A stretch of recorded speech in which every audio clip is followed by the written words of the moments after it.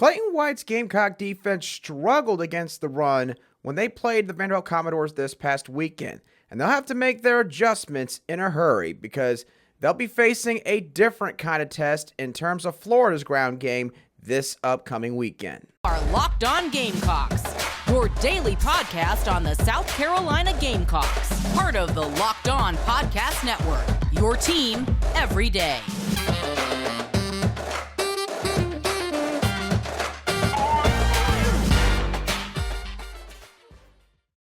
Today's show is brought to you by BetOnline. BetOnline has you covered this season with more props, odds, and lines than ever before. BetOnline is where the game starts. Hello, Gamecock Nation, and welcome back to the Locked On Gamecocks podcast, your show for daily headlines and potential storylines on your favorite South Carolina Gamecock sports teams. I'm your host, Andrew Line, and as always, thank you for making the Locked On Gamecocks podcast your first watch or listen every day. We are free and available on YouTube and wherever you get your podcasts daily. And on today's show, we're going to give a quick preview of South Carolina's first matchup under Lamont Paris against the South Carolina State Bulldogs. It has been a highly anticipated debut within South Carolina's fan base, and they're going to finally get to see Lamont Paris's inaugural Gamecock squad take the floor in the Colonial Life Arena later this evening. And with the season now upon us, I'm going to also have an interview that I'm going to be doing with Sports Illustrated's Jason Jordan later on, where we're going to be talking about what the expectations are going to be nationally for G.G. Jackson, and also the latest on recruitment for a local product and how G.G. Jackson could end up playing a role in said recruitment. But before we touch on all of that, South Carolina's football team is obviously going to be playing another big-time road matchup this upcoming weekend when they take on the Florida Gators. And the Gators are coming off one of their bigger wins this season as they knocked out the Texas A&M Aggies 41-24 this past weekend in College Station. And so I've already begun the process of going back and looking at the Florida Gators team much more closely to see what it is that they tried to do on both sides of the ball. On today's show, we're going to talk about Florida's offense. Now, with Florida's offense, if there's one overall message that you take away from today's show, it should be this: Florida prioritizes their running game to the point where they are going to stay stubborn with it. So basically, if Florida does throw the ball on first down, they're probably going to run the ball on second down. If Florida runs the ball on first down and gets a ton of yards, then they are probably going to be more than likely sticking with the ground game on the very next play. In the game I watched where the Gators took on the Tennessee Volunteers on the road, there was even multiple instances where the Gators went for it on 3rd and 7 or more, which is something that you don't see a lot of modern-day football offenses do. And the thing is, with Florida and how they get their rushing yards accumulate throughout the course of these ball games, in my opinion, Florida gets these rushing yards more so through the scheming that the offensive coaching staff does, not just due to the talent that they have on the offensive side of the ball. And they definitely got some studs back there in the offensive backfield and under center with Anthony Richardson. But this coaching staff, in my opinion, is a big reason why, because of the few things that they do in order to set themselves up before the snap. And we'll touch on that in just a couple of moments. But needless to say, the defensive line and linebackers are going to have to bring it this week, because if they thought that, again, Vanderbilt was a challenge last weekend, they haven't seen anything yet with what Florida likes to do offensively. Florida will run some run-pass options to try to sucker in the linebacker core because of how much they try to run the football. They'll hope that those guys are going to kind of come into the box a little bit more, and then maybe they can dump off the ball on a slant route right behind them, or maybe they'll throw even a tunnel screen over to the edge because they're going to be assuming that you're in man coverage, which sets them up better to run some screens where they're going to have some one-on-one blocking opportunities and they can get their athletes in space. They will also run some Y trap read option, where basically they'll have a tight end lined up offset with the offensive line, and that tight end will pull from that side all the way to the other side and be a kick-out blocker for quarterback Anthony Richardson. That's simply the difference between a regular read option and a Y trap read option. The Gators will also run some play action in their offense as well, which will include some high, mid, low concepts, basically meaning, in simple terms, they'll have one short passing option, one intermediate passing option, and one deep passing option to try to stretch the defense on all three levels. So the Gators build everything off of their rushing attack. Now, in terms of their favorite set and formation combo, they run a lot of 12 personnel, so they like to incorporate tight ends in this offensive scheme. They will use tight ends a lot of the time as a just straight up blocker in line with their offensive line.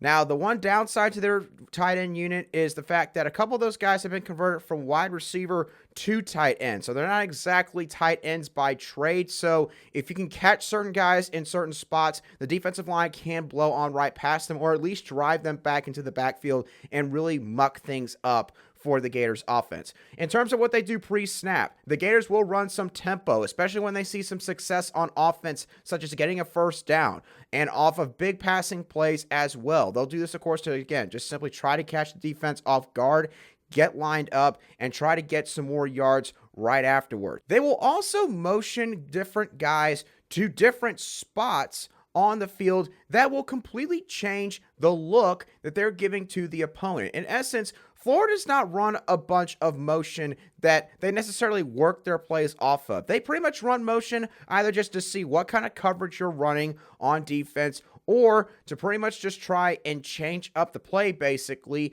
and sort of see how you respond or audible to the change in the formation or set. In terms of their blocking scheme, Florida will run both some gap and zone run blocking schemes. So there'll be times where they will try to pretty much just open up one particular gap on the field, or they'll just have their entire offensive line work one direction and let their athletes in the backfield do all the rest. So speaking of athletes, let's talk about the guys that make the plays in the backfield for the Gators. Starting off with quarterback Anthony Richardson. Now, Richardson can throw the ball quite well on the run. Make no mistake, this guy is not just a runner that's posing as a quarterback. Anthony Richardson has a really solid arm. Now, he understands that he's got a lot of talent, and he sometimes trusts his arm a little bit much when he is sitting back in the pocket and he's under pressure because he's not afraid to throw the football when he is off balance, whether maybe he's got 1 foot off the ground or maybe he even jumps in the air a little bit, doing like a little mini hop and tries to zip the ball to his intended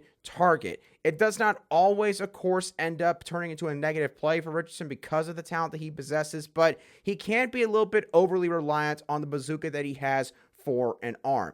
But the thing that I am impressed with Anthony Richardson is he will not always automatically look to run in the face of initial pressure. And I think that points to just how well coached he is by Billy Napier and that offensive staff, considering where he was heading into this season with his lack of starting experience. In terms of the skill positions, Florida's got a couple of guys at wide receiver that I think you'll need to watch for on Saturday. Justin Shorter, in my eyes, is a much better receiver this year. He's no longer just a big possession type threat. He is a guy that, from what I could tell, he looks a little bit quicker. I think that he is a much better route runner, and he's someone that can beat guys that are in bump and run coverage on the line of scrimmage. He is their best wide receiver in my eyes.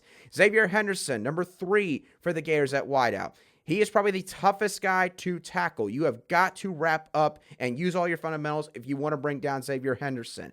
Their offensive line overall is a pretty big mixed bag. They got certain guys that play pretty well, like right guard Osiris Torrance, but they've also got some struggles that they have at times in pass protection, specifically on both edges, which is, of course, the last 2 spots that you want to struggle in terms of that department. Right tackle Austin Barber, I think, is a redshirt freshman, so he's still kind of growing and learning on how to play SEC football, and the Tennessee game, at least, it showed in a big way. So Jordan Birch, you ought to be licking your chops for this one-on-one matchup this weekend. Left tackle Richard Gouriage, I think is how you pronounce the last name.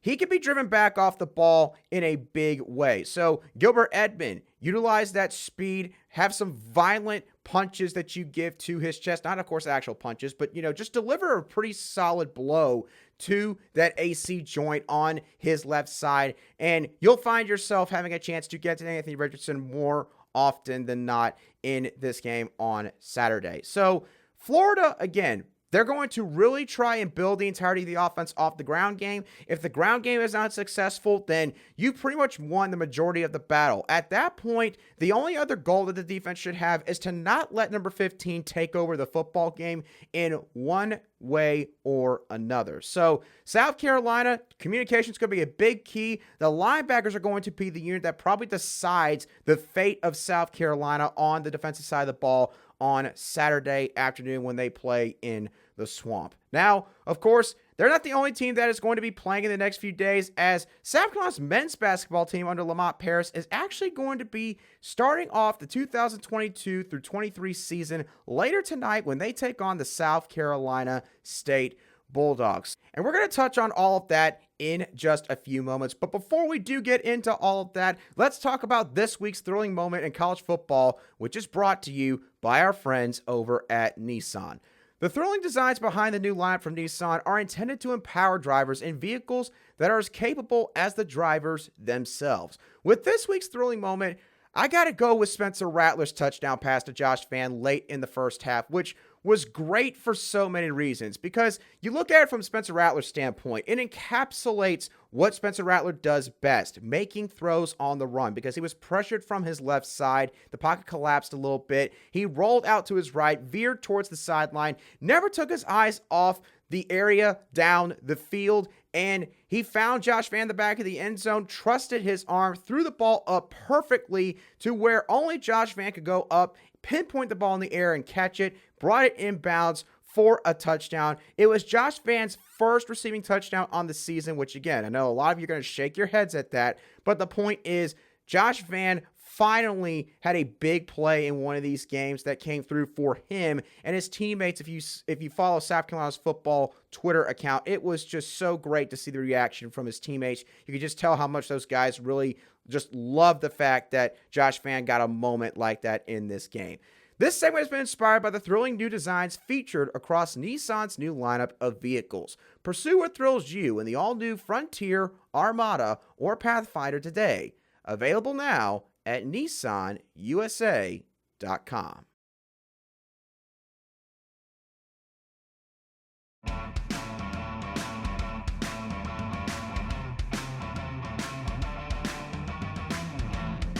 Welcome back to today's edition of the Locked On Gamecocks podcast, where we cover your South Carolina Gamecocks every single day. All right, so let's transition from the football side of things to men's basketball, as the South Carolina Gamecocks are starting off their season later tonight against the South Carolina State Bulldogs. The game is at home at the Colonial Life Arena and is set to tip off at 7 p.m. Eastern Standard Time. The game will be televised on the SEC Network for those of you who are maybe unable to make it out to the game, so you will be able to watch it on TV if that is the case. When looking at South Carolina State was an okay team last season. They went 15-16 overall, but South Carolina State finds themselves in a real tricky spot in terms of what they are returning from last year's team, kind of like South Carolina. The Gamecocks, I believe, only returned 4 or 5 players from last year's squad. South Carolina State has only returned 4 lettermen from last year's team. And I do believe they're also under a new head coach as well. So kind of like South Carolina, the Bulldogs are going to probably be going through some major growing pains early on in their season. Now, before I get into how I think the game's going to play out, give y'all a quick prediction with this contest, I have 2 questions that I will have coming into this contest. The first one's going to be, how will the front court rotation look? I talked about this after Garnet and Black Madness took place a while back. South Carolina trotted out a couple different looks or a couple different lineups for that front court. Benjamin Bosman's for Donk, the Illinois transfer. I would assume he is probably going to be a fixture in the starting lineup at one spot or another, maybe the 4 or the 5. G.G. Jackson, he'll probably be the other guy that's going to be starting as well. I mean, let's be honest. He was the number 1 recruit for the 2023 class. He's not going to be sitting on the bench, right? So G.G. Jackson will also be starting more than likely. Behind those guys is where I'm going to be really interested to see how things play out. Because if Benjamin Bosman's for Donk is starting at the 5, then it's a guarantee that Josh Gray is going to be the second guy coming off the bench for that particular spot. The 4 spot is where things get interesting. Between Javon Benson and Daniel Hankins-Sanford, which one of those guys sort of gets the first crack in that rotational group?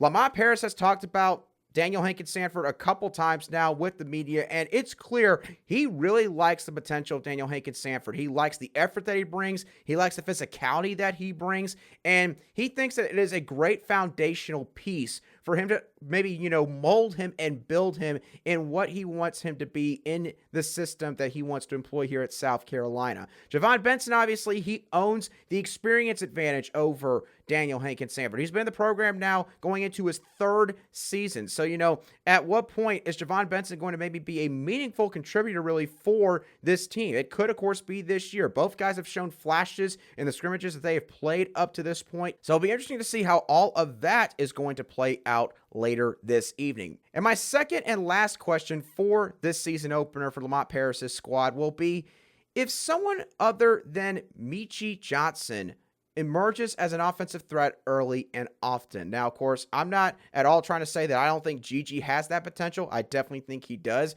Chico Carter's got a nice little 3-point shot. Jacoby Wright can do some nice things. All the guys at least have 1 or 2 tools in their toolbox. But in terms of being an all-around player on the offensive end, both being able to shoot the ball and create their own shot, in my honest opinion, Gigi Jackson possesses that potential. He just needs to show it consistently now against tougher competition. Meechie Johnson, however, is the only guy right now that really showcases that kind of ability consistently throughout a game. At least, again, from the little bit I've seen so far in both Garden Black Madness and their scrimmage against Mars Hill. So, Meechie Johnson, obviously, it's great that he can do all that, but he cannot be the only player. Someone else is going to have to step up in that regard. And maybe it doesn't have to be in game 1 against South Carolina State. But of course, you never want to put a deadline on this kind of stuff where you're like, yeah, I can wait till about January 20th before one of you guys steps up on the offensive end and really can create your own shot. I don't think Lamont, of course, is going to be in that kind of mode. I think he's going to want to see early and often, who are some guys that he can rely on to maybe do that same sort of thing. So that's going to be something that I'm going to be paying attention to throughout the course of this game, because the other storyline to pay attention to before this game tips off, Hayden Brown, at least as of this recording, his status is still up in the air for this game. He has been dinged up for, the scrimmages the Gamecocks have played up to this point. Again, their intra-squad scrimmage at Garden Black Madness, and then their exhibition game against Mars Hill. Now, he was warming up, I should say, against Mars Hill, which in my opinion, of course, is a good sign, but Hayden Brown still did not play in that game. So it's going to be interesting to see if he will be going out there with the team. And if he doesn't, Hayden Brown's expected to be a big-time leader and a glue guy for this team. How's the team going to respond? Meechie Johnson obviously will step up in that regard, but again, it can't all fall on Meechie, especially if Hayden Brown cannot play. So that is going to be another interesting storyline to watch if Hayden Brown doesn't indeed suit up for the Gamecocks later tonight. Now, in a few moments, I'm going to talk about Gigi Jackson, what the expectations might be nationally for him, and sort of how that's affecting some of South Carolina's future recruiting battles. And I'm going to be talking about all this with Sports Illustrated's Jason Jordan, the director of basketball recruiting for Sports Illustrated, in just a few moments. But first, real quickly, here are the odds that have been released by Bet Online on South Carolina's matchup against the South Carolina State Bulldogs. The Gamecocks are a 24-point favorite according to Bet Online, and the over-under for the game is set at 139.5 points. My quick prediction for this game, I do think that South Carolina is going to win based on South Carolina State's lack of returning production or letterman from last year's squad. But I do think the Bulldogs are going to cover, because I don't think this is going to be a perfect game by any means for South Carolina. I think there'll be times where it will be ugly on the offensive end. So because of all that, I would also take the under on the 139.5 points. So those are the odds and what my thoughts are for this game. Now, if you want to look into all of this and more even further, I highly recommend that you go and check out our friends over at BetOnline, because they are your number one source for betting football and the start of the new basketball season. Y'all, we have finally made it as it has started this week in the college ranks. You can find all the latest player developments, team matchups, news, and analysis on every game you can find. BetOnline is also your continued source for all of your sport wagering information with live betting and up-to-the-minute score updates for every sport out there. They're the fastest and easiest way to check in on all of your favorite games and events, including mixed martial arts, boxing, and golf. So head on over to BetOnline on your personal laptop or use your mobile device to learn more, because BetOnline is where the game starts.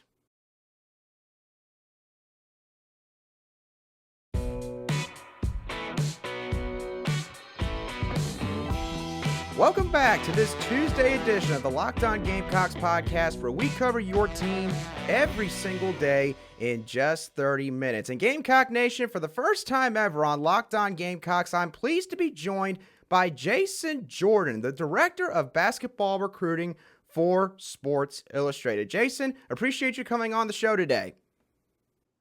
Oh, absolutely, man. Thanks for having me. Yep, and it's going to be a big night for South Carolina's men's basketball team as we are ushering in a new era here in Columbia, South Carolina. Lamont Paris and his inaugural Gamecock team will be taking the floor later against the South Carolina State Bulldogs. And, of course, there's going to be a lot of eyes on how this team is going to do throughout the season for differing reasons. But before we get into all that, I do want to let y'all know that today's segment is brought to you by LinkedIn, the official recruiting sponsor across the Locked On College Network. LinkedIn Jobs helps you find the qualified candidates you want to talk to faster. Post your job for free at linkedin.com/lockedoncollege. Once again, that's linkedin.com/lockedoncollege to post your job for free.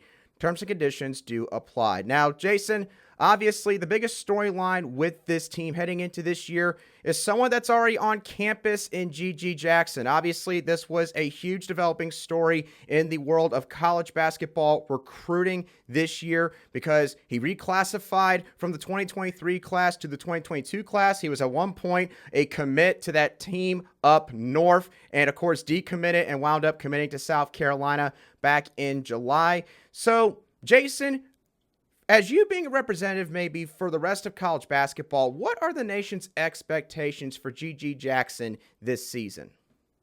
Well, I can tell you, I'm sure you know your fan base is that he's going to average 50 points a game, 20 rebounds, things like that. I think by and large, the expectation is for him to be dominant.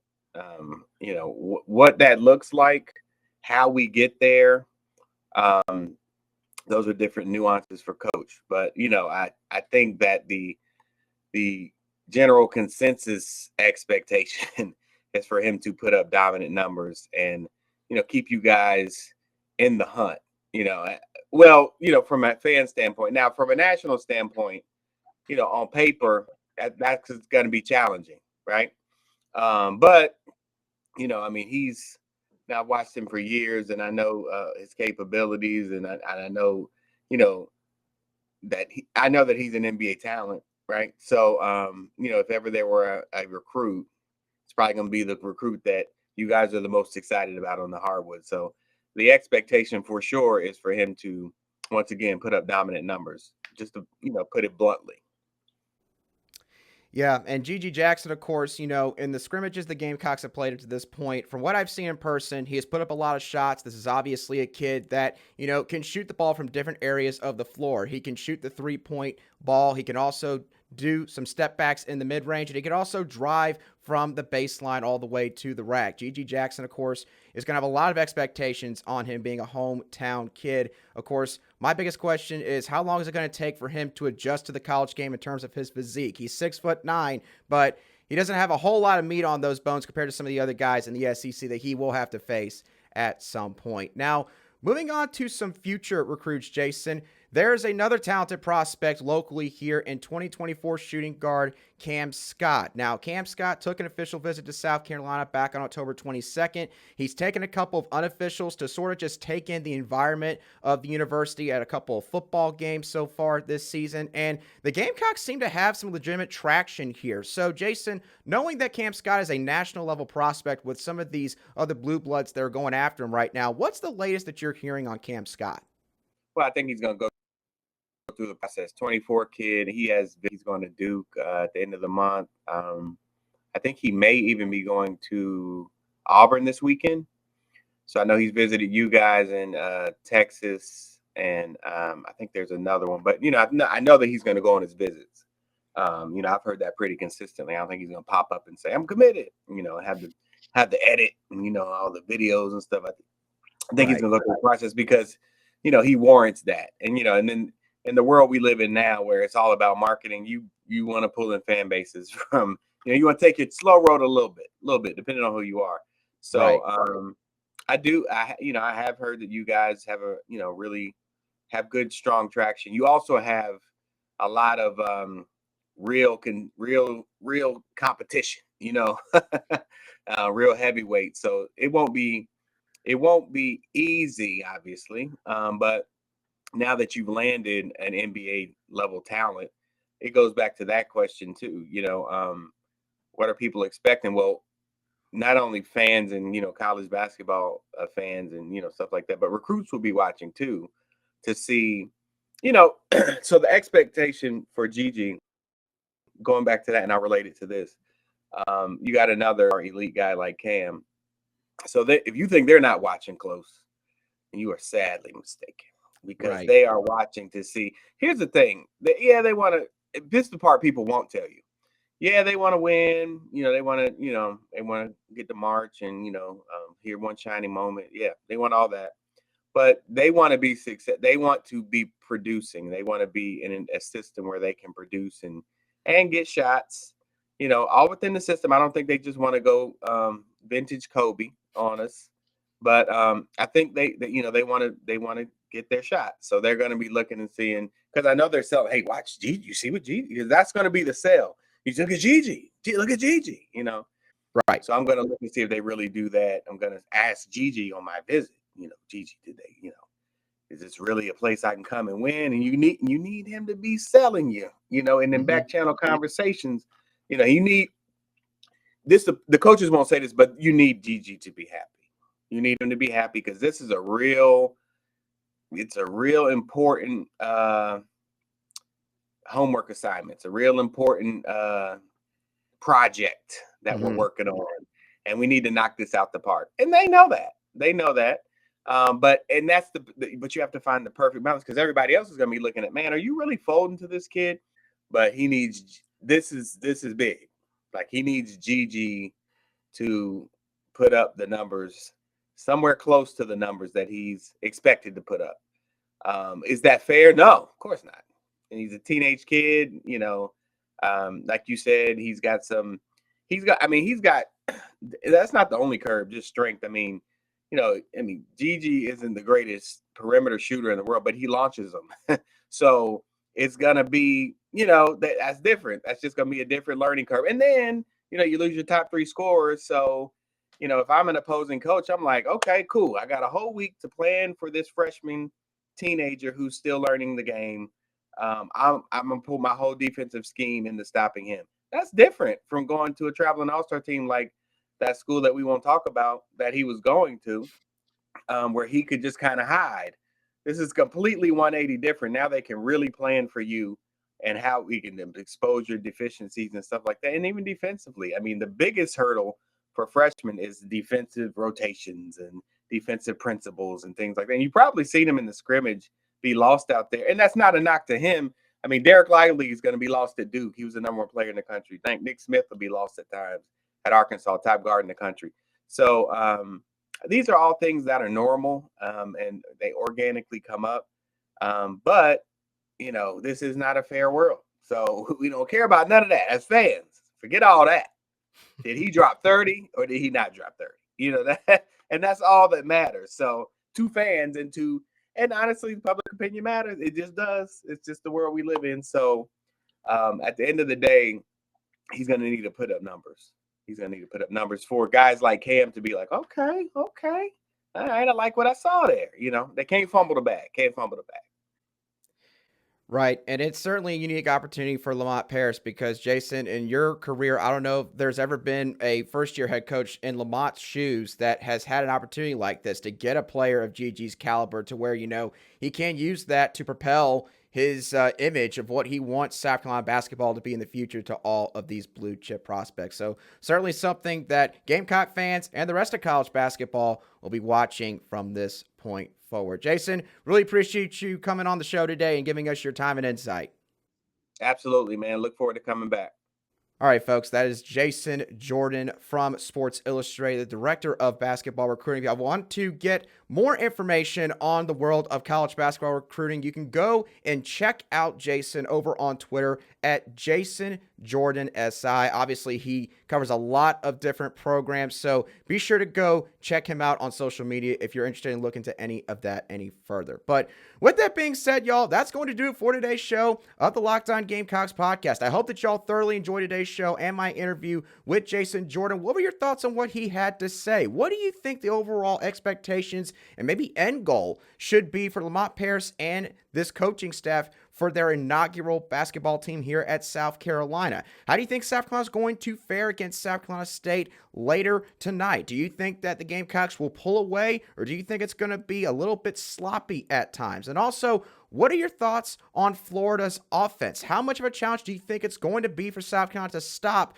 the Gators' rushing attack? I want to hear all of y'all's thoughts, as always, down below in the comments section if you're watching today's show on YouTube. And, of course, you can also shoot me a message on Twitter at @aline_SC, and I'll be sure to respond to any replies or comments that you send my way as quickly as I see it. And I once again want to thank y'all for making the Locked On Gamecocks podcast your first listen today. Now, for your next listen, I would like for y'all to go check out Locked On Sports Today, where the biggest stories of the day, plus instant reactions, big game recaps, and the take of the day all take place. The Locked On Sports Today podcast is available on the Odyssey app, YouTube, and wherever you get your podcasts daily. But once again, y'all, that does it for me on today's show. I hope that y'all have a great rest of your Tuesday, and I'll catch y'all on the next show of the Locked On Gamecocks podcast.